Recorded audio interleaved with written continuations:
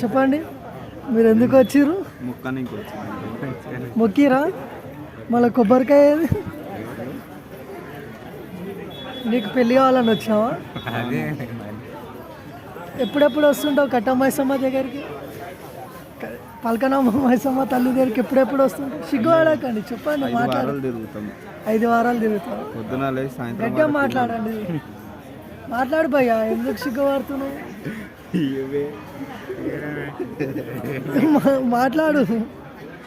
ఎంతోమంది పబ్లిక్ వస్తారు, ఎన్నో మొక్కులు మొక్కుకొని ముడుపులు కట్టుకుంటారు గాయస్. చాలా మంది వస్తారు. సార్ అయితే మన సబ్స్క్రైబర్స్ అయ్యో పాప గంట కొట్టరా, గంట కొట్టండి. గంట కొడితేనే తల్లికి మనం వచ్చినామని తెలిసేది.